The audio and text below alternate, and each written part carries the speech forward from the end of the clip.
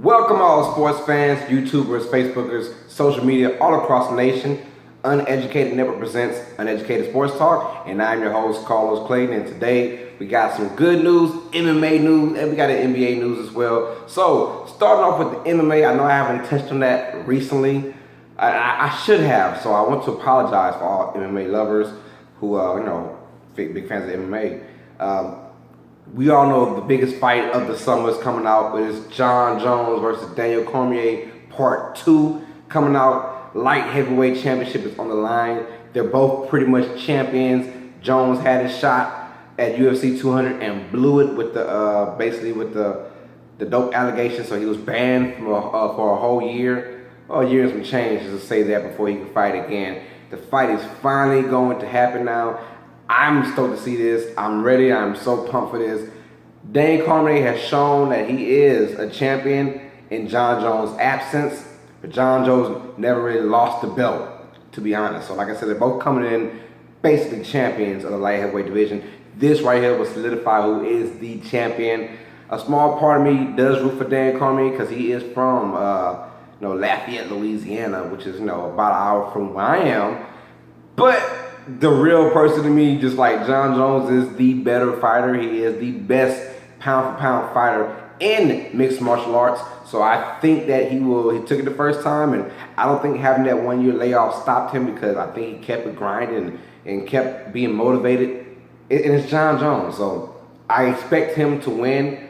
I don't expect any knockouts. I don't expect any submission tap-outs. I don't expect none of that. I expect that in 5 rounds, that I think Jones will probably win 4 out of those 5 rounds and win kind of unanimously. But you never know, because never in a fight, any kind of fight, boxing, UFC, whatever you want to look at, kickboxing, anything can happen. If it's a contact sport, anything can happen. So I always say that. But if I'm a betting man, I'm going with Jon Jones. But on big news today, which got me thinking about MMA, is Brock Lesnar from WWE. We all know about what he did when he was in UFC 200. He was basically the replacement of Jon Jones and Cormier, the replacement big fight. He went on to fight Mark Hunt and basically, ground and pounded him for about 2 or 3 rounds. I can't remember, but he just mauled him. Anyways, he was banned as well because of dope allegations as well. And Mark Hunt is now in a lawsuit against UFC about that. So I'm like, just be happy you were in a fight making a lot of money. Yes, you lost, but you're not that good, Mark Hunt. No offense, he'll beat my ass. I know that, but anyways, I think that the rumors of Jon Jones versus a Brock Lesnar intrigued me. Now that being said, Brock can't even. He's still banned, and he retired from mixed martial arts. So when if he unretires after his WWE contract is up, which is probably about a year from now, if he unretires, he'll have to serve the rest of that ban, which is a year ban, in order to fight Jon Jones. Now that'd be a crazy super fight because Jon Jones is light heavyweight, and we all know that Brock Lesnar is heavyweight.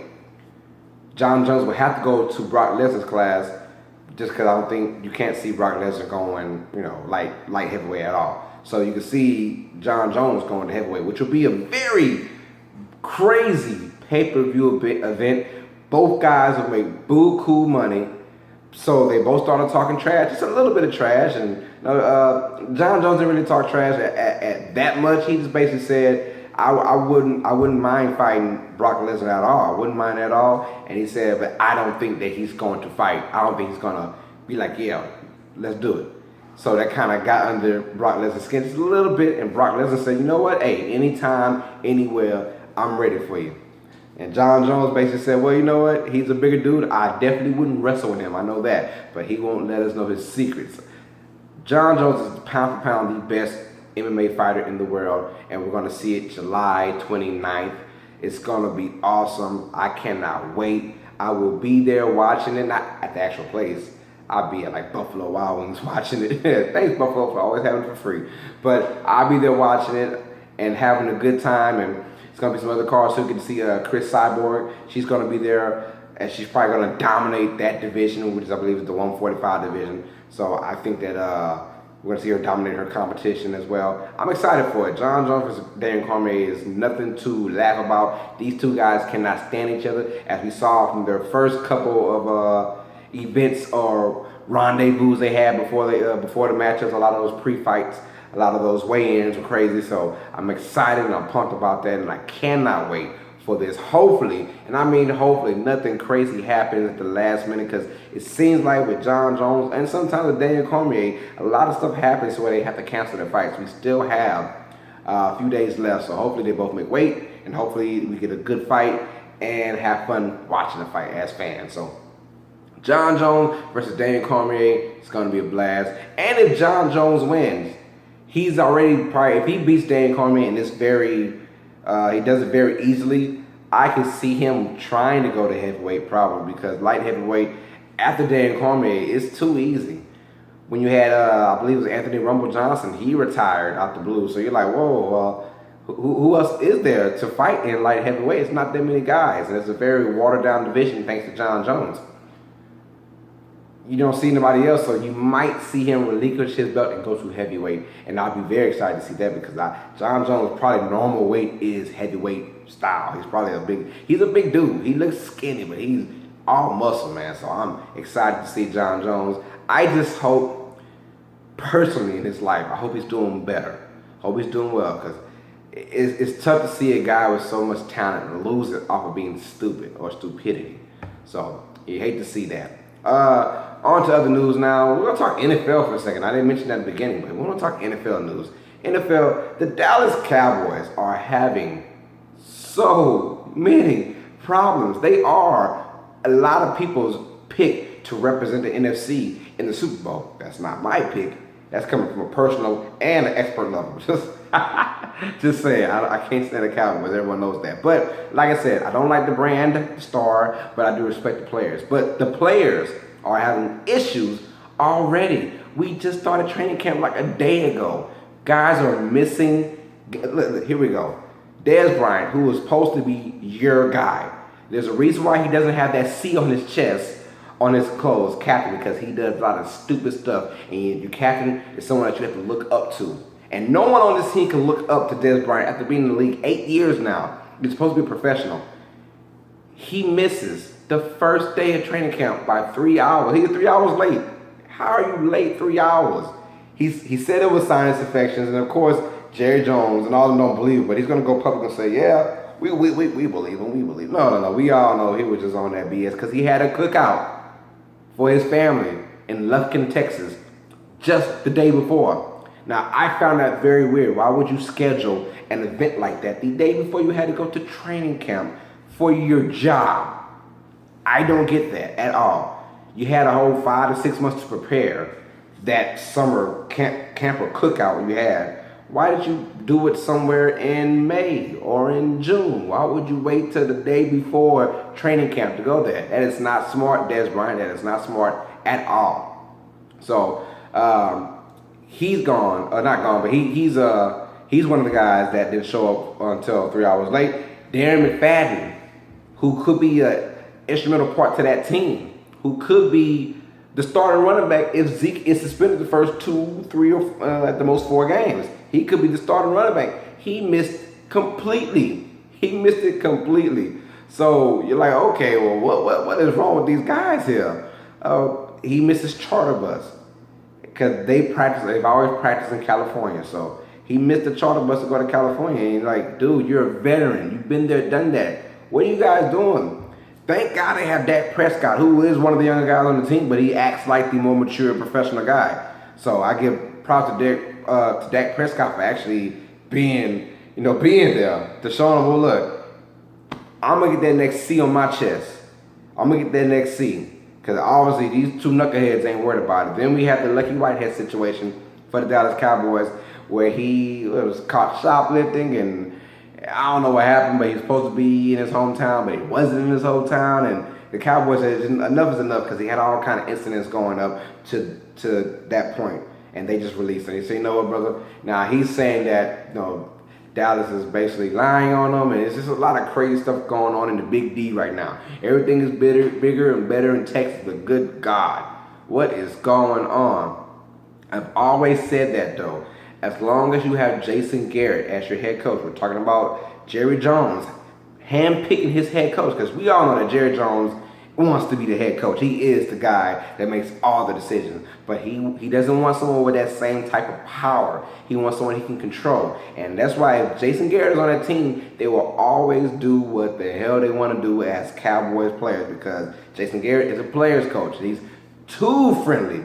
You got guys like Tony Dungy, but they'll get up in your face and let you know, and then you will respect them for who they are. Tony Dungy is a player's coach, but people respect him somehow. But then, when Bill Parcells of the world came to Dallas, and when Jimmy Johnson was in Dallas, even winning for Dallas, Jerry Jones wasn't feeling that. He had to be in control. And now he's got these players running wild, and they're basically saying, well, you know what? We know what's going on. We will deal with it in-house. Yeah, BS. You'll deal with it. I know that. You won't deal with anything. Dallas Cowboys are running crazy, and if you're a Dallas fan, you feel like, and I don't blame you, because I'd be mad too. My Saints were doing the same thing. Are you guys not prepared for this season? Do you know what it takes to have a quality team that will go deep in the playoffs and win us or go to the Super Bowl? That's the expectation. That's the goal for this year. Dallas is probably the best team on paper right now. If Dak Prescott continues to evolve his game, they are the best team on paper. But guys coming with that kind of attitude, that motivation. I mean, you got to understand, in the playoffs, it's one and done. There is no game 7 or game 5. It's nothing like that. It's one and done. You get one chance. So if you're not coming in prepared every single game, if you're Dallas, you want the best, you want the number 1 overall seed in the NFC, or you want home field advantage if you get to the NFC Championship. That's your goal, because that kind of stuff. If you don't prepare, you have to prepare for that from day one. And it's shown that Dez Bryant is prepared. Darren McFadden is not prepared. The Dallas Cowboys organization is not prepared. They don't have the right mindset. So it actually kind of brings joy to me. But Dallas fans, I do feel for the good Dallas fans, not the crazy ones. But I feel for the Dallas fans who have to see that, because just when your team is really getting good now, you feel like they don't care in that kind of sense. They know it. Our talent alone will get us to where we got to go. And no, it will not. In this NFL, this day, it will not. So calm that talk down. Calm that noise down. Now, before we end the show, I want to let everybody know, please subscribe to Uneducated Network on YouTube. It is hot. It is trending. We got a lot of shows going on. We're feeling the vibe. We're feeling the love. Thank you for the ones who have subscribed to the channel. Thank you. And those who haven't subscribed, go ahead and check it out. Subscribe to it. If you love Uneducated Sports Talk, you're going to love Uneducated Network. My show is also on that network. I am the founder of Uneducated Network. So when I tell you that it's legit, it is very legit. So I thank the ones who have subscribed to my show, Uneducated Sports Talk. Go ahead and subscribe to Uneducated Network as well. It's going to be a blast. We haven't even scraped the tip of what we want to do yet, and we're just throwing things out. But when we get more organized and then get a lot more professional, it's going to be awesome, man. So I'm really rooting for this to work, and it will work. I guarantee you guys. So be one of the first to subscribe to Uneducated Network. You know what I'm saying? We're going to have a blast. So on to the last topic. In the NBA, we have the Kyrie Irving, LeBron James saga. Now you want to add in esteemed columnist Stephen A. Smith, who got a quote from someone in LeBron James' camp saying, you know what? If Kyrie Irving was sitting right in front of LeBron would have LeBron want to whoop his ass, pretty much. Now, that's not quote unquote, that's quote unquote. I don't know the exact lines, but he basically said that if Kyrie Irving was in front of LeBron James would not hesitate to whoop his ass.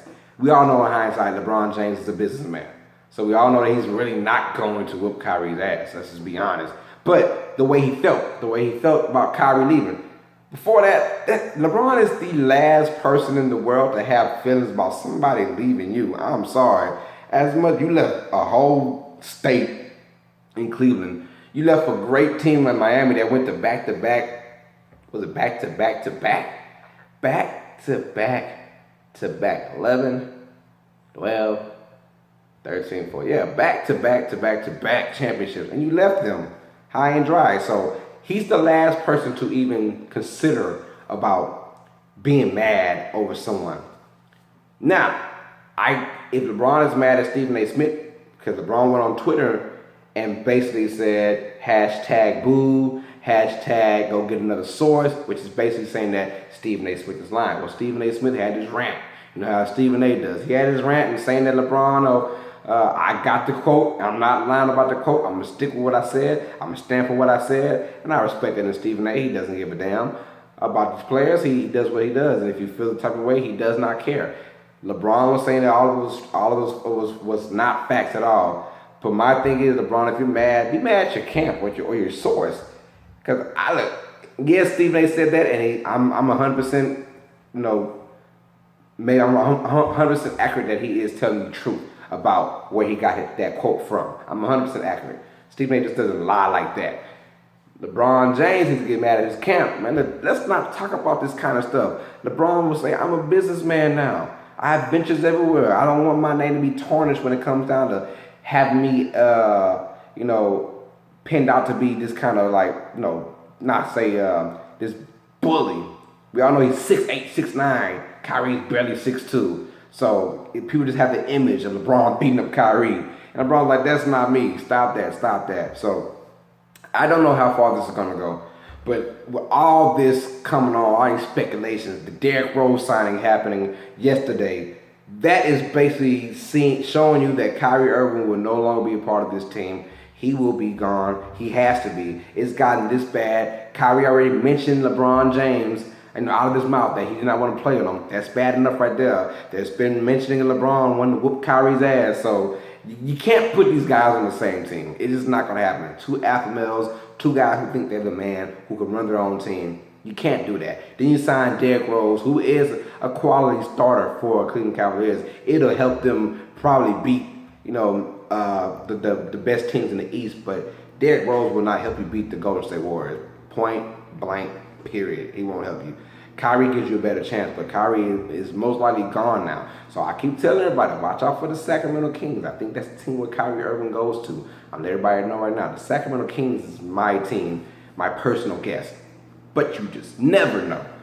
Now, before I close, I will start off my 32 for 32. That is 32 teams in 32 days before the NFL season kicks off. The NFL season does kick off September 7th with the Patriots playing, I believe it's Kansas City Chiefs. I could be wrong. Goodness gracious. Anyways, those two teams are playing to start the season off. So August 6th will be the first day I start my 32 for 32. August 6th. So remember that. On August 6th, I will start off with the Cleveland Browns and talk about their future and how they can get better, what they need to do, and I'll give you records for everybody, or how I feel where the records will be. So be tuned for that. I'm excited about that. Everyone's excited about that. August 6th, it is going down. 32 for 32. 32 NFL teams in 32 days. And be ready, because about a week from that, or a couple days after that, I will let you guys know the official date Uneducated Sports Talk will have is special on the Conor McGregor versus Floyd Mayweather fight. It's going to be awesome. We have a panel of about 7 of us, just talking boxing about Conor McGregor and Floyd Mayweather. So be on the lookout for that as well. So I'm excited about Uneducated Network, with where it's going. We're going to have a blast, you guys. So like, subscribe, comment. Check me out on Facebook. My name is Carlos Clayton. I'm from Lake Charles, Louisiana. Check me out on Twitter, @CarlosClayton_. I repeat, @CarlosClayton_. Guys, tell me how you feel about the Jon Jones versus Daniel Cormier fight. Who will win? Why they will win? Is someone getting knocked out? Is someone not getting knocked out? Let me know all that. And Dallas Cowboys, are they still your favorite team in the NFC, or do you have somebody else? So, Uneducated Network presents Uneducated Sports Talk, and I'm your host, Carlos Clayton. It's been a fun time. As always, sports fans, you know what it is. Stay smart, stay uneducated. Peace.